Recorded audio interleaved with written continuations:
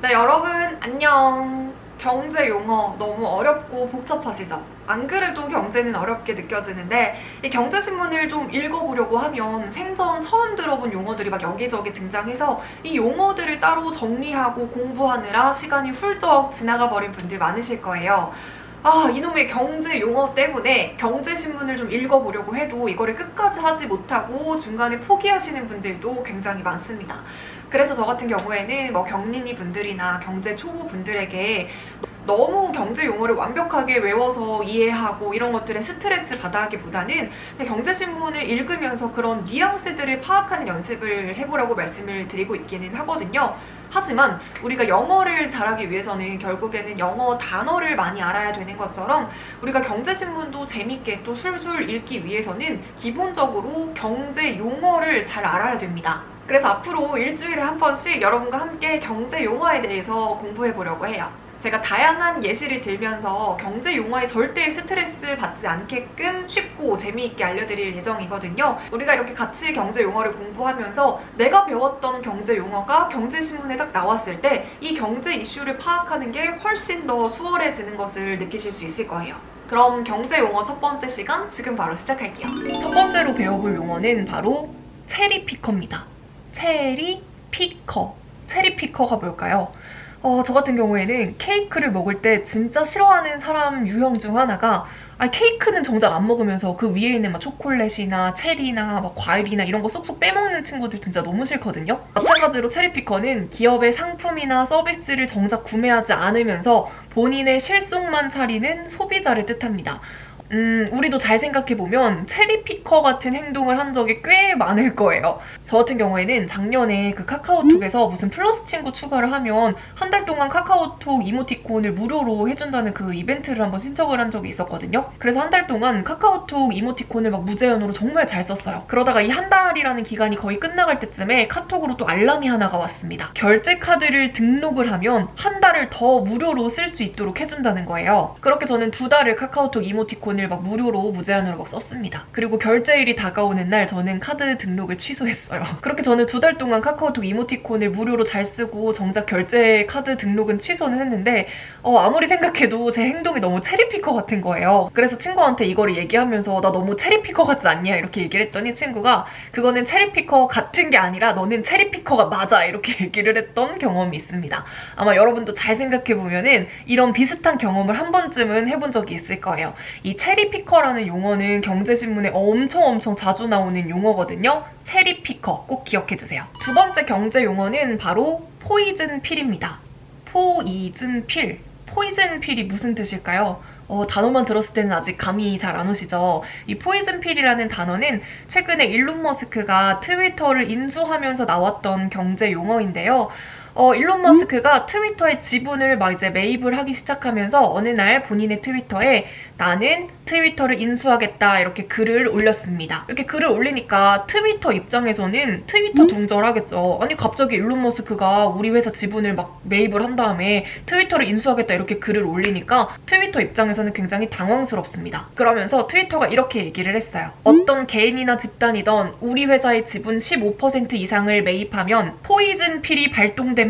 이렇게 얘기를 했습니다. 이렇게 들으니까 살짝은 감이 오시죠? 네, 포이즌 필은 바로 기업의 경영권을 방어하는 수단입니다. 일론 머스크가 트위터의 지분을 대량으로 사들이면서 트위터의 경영권 침해 시도가 발생했잖아요. 이때 트위터 입장에서는 경영권을 방어를 해야 되기 때문에 포이즌 필을 발동하는데요. 기존 트위터 주주들에게 시가보다 훨씬 저렴한 가격에 이 지분을 매입할 수 있도록 권리를 부여하는 제도입니다. 이렇게 하면 기존의 주주들은 훨씬 더 적은 돈으로 본인의 지분을 늘릴 수 있는 반대로 일론 머스크는 추가로 지분을 확보하는 게 좀 어려워지겠죠. 그래서 이렇게 포이즌 필은 경영권 침해 시도가 발생했을 때 경영권을 방어하는 수단이라고 생각해 주시면 될 것 같아요. 세 번째 경제 용어는 바로 스톡 옵션입니다. 스톡 옵션. 이건 무슨 뜻일까요? 아마 한 번쯤은 들어보신 분들도 계실 텐데요. 스톡, 주식, 옵션, 선택 주식을 매입할 수 있는 선택권을 준다는 거예요. 어떤 기업이 본인의 임직원들을 대상으로 본인 회사의 주식을 좀 저렴한 가격으로 매수할 수 있는 권리를 부여하는 겁니다. 그럼 임직원들 입장에서는 본인 회사의 주식을 낮은 가격에 매수를 했다가 나중에 가격이 올랐을 때 팔 수 있는데요. 특히 이 회사의 사업 전망이 밝으면 밝을수록 이 스톡옵션의 매력은 훨씬 더 높아지겠죠. 그래서 스톡옵션 같은 경우에는 임직원들의 근로 의욕을 좀 상승시키는 데 도움이 되는 수단으로 활용되기도 합니다.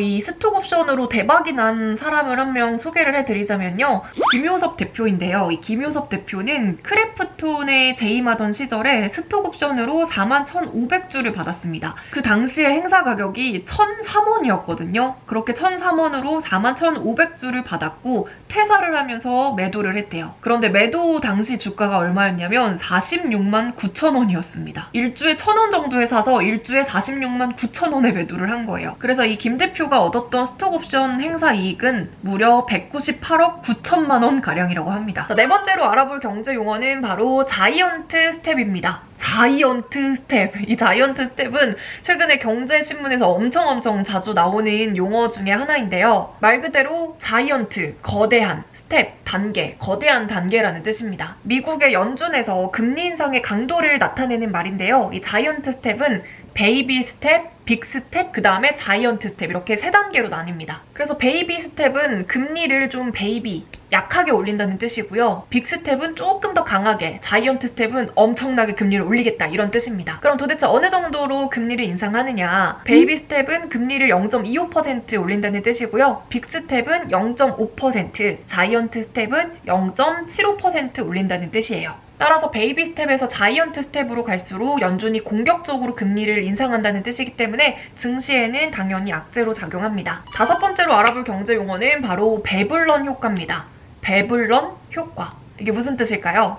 배불러 이렇게 외우시면 될 것 같은데요. 이게 무슨 말이냐면은 배가 부른데도 불구하고 계속해서 욕심을 내는 거예요. 어떤 한 상품의 가격이 계속해서 오르는데도 불구하고 일부 계층의 과시욕이나 허영심으로 인해서 그 수요는 줄어들지 않는 현상을 의미합니다. 최근에 명품 가격이 계속해서 올랐잖아요. 샤넬부터 시작해서 루이비통, 에르메스 모든 명품의 가격이 다 올랐습니다. 그럼에도 불구하고 이 세 브랜드의 한국 매출이 역대 최고치를 기록을 했대요. 이 에르메스, 루이비통, 샤넬 이 명품 브랜드가 가격을 조금 올린 것도 아니고 1년 동안 정말 여러 번 가격을 올렸음에도 불구하고 이렇게 최고 매출을 기록할 수 있었던 건 사람들의 이 소비 심리를 살살 자극을 해서 비쌀수록 수요가 증대되는 배불런 효과가 극대화됐다 이렇게 해석을 하고 있습니다. 따라서 이 배불런 효과는 이미 배가 너무 부른데도 불구하고 사람들의 허영심으로 인해서 수요가 줄지 않는 현상을 의미합니다. 자, 여섯 번째로 알아볼 경제 용어는 바로 블랙 먼데이입니다. 블랙, 검은 먼데이, 월요일, 검은 월요일을 뜻하는데요.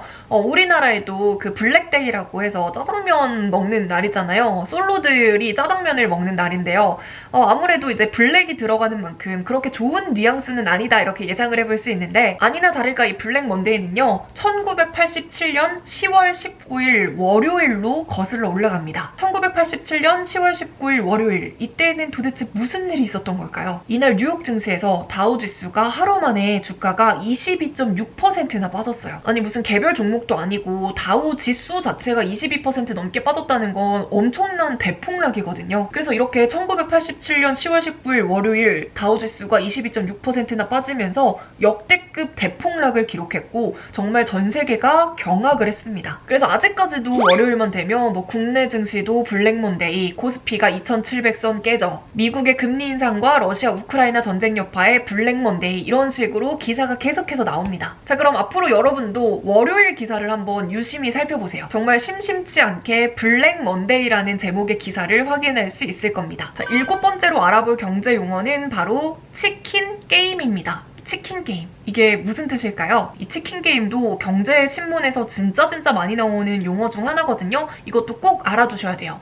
자, 치킨 게임. 왜 치킨 게임이냐? 이 닭이 동물들 중에서 되게 겁이 많은 동물 중에 하나거든요. 그래서 게임을 할 때 닭처럼 겁쟁이가 되지 말자라는 겁니다. 그래서 게임할 때 닭처럼 겁쟁이가 되면 안 되니까 서로 완전 이판사판이겠죠. 그래서 이 치킨 게임이란 어느 한쪽이 양보를 하지 않으면 둘 다 파국으로 치닫는 게임을 의미합니다. 예를 들면 이런 게 있어요. A라는 기업에서 이 머리핀을 1,000원에 팔아요. 1,000원에 파는 걸 보고 B라는 기업이 그럼 여기가 1,000원에 파니까 나는 900원에 팔아야겠다 하면서 900원에 팝니다. 이걸 보고 나서 또 A기업이 B기업이 똑같은 머리핀을 900원에 파는 걸 보고 A기업이 다시 그럼 우리는 800원에 팔겠어 하면서 800원으로 가격을 내렸어요. 이 사태를 지켜본 또 B기업이 얘네가 800원에 팔아? 그럼 우리는 700원에 팔 거야 이러면서 가격을 계속해서 낮춥니다. 이러다 보면 이 두 기업 모두 그냥 가격을 무한대로 내리다가 결국에는 이익을 보지 못하고 기업에는 손해를 끼치게 되잖아요.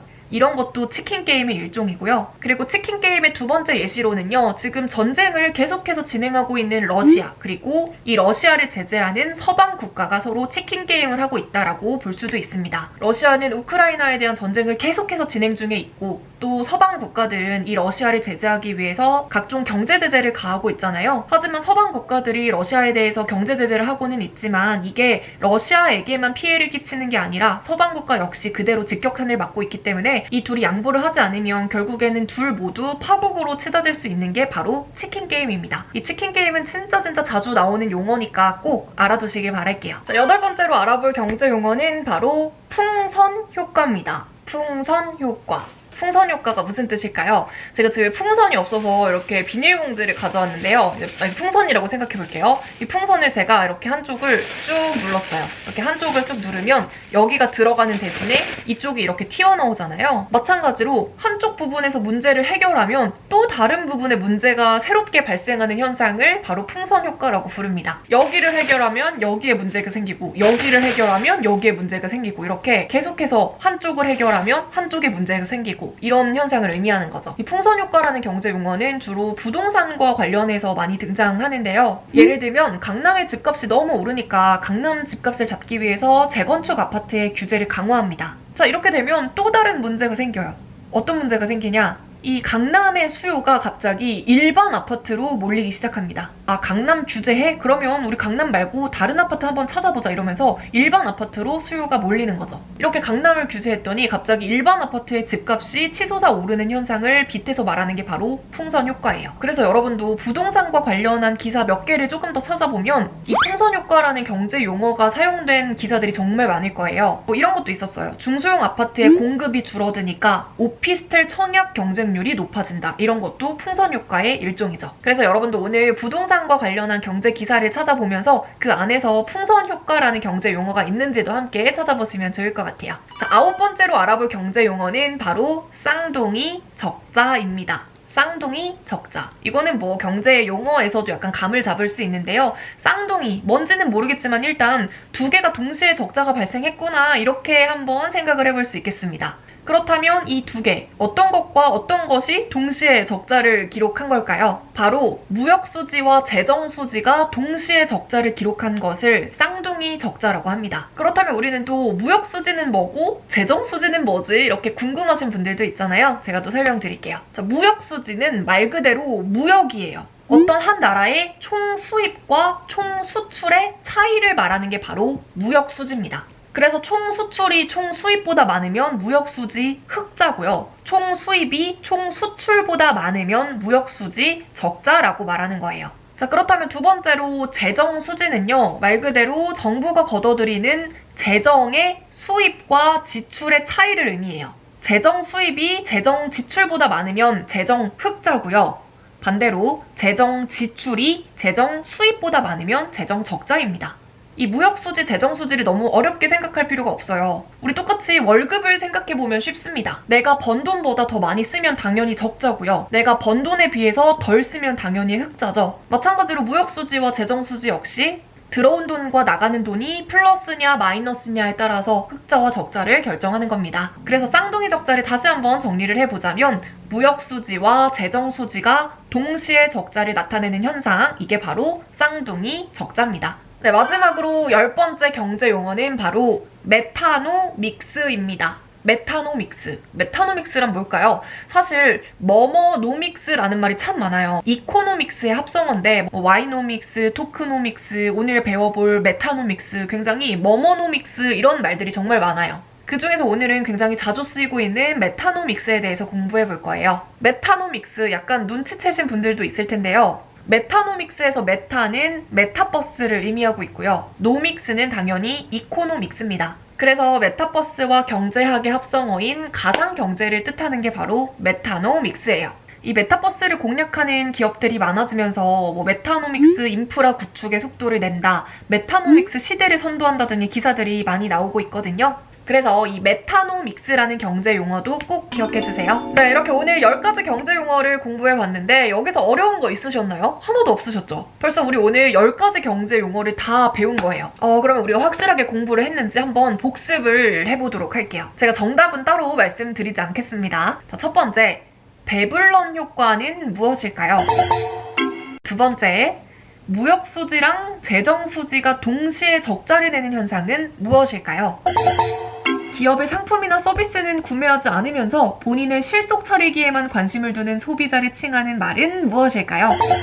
어떤 부분에서 문제를 해결하면 또 다른 부분에서 새로운 문제가 발생하는 현상은 무엇일까요? 주로 부동산에서 등장하는 경제 용어라고 말씀을 드렸습니다. 자이언트 스텝은 금리를 몇 % 올리는 걸까요? 네, 여러분 정답 다 맞추셨나요? 혹시라도 정답이 생각나지 않는 분들은 오늘 영상 한 3번 정도만 더 반복해서 시청해보세요. 네, 그럼 다음 시간에도 새로운 경제 용어로 찾아뵙겠습니다. 그럼 오늘 영상은 여기서 안녕! 오늘 영상도 도움이 되셨다면 구독과 좋아요 버튼 꼭 눌러주시고 그럼 오늘 영상은 진짜로 안녕!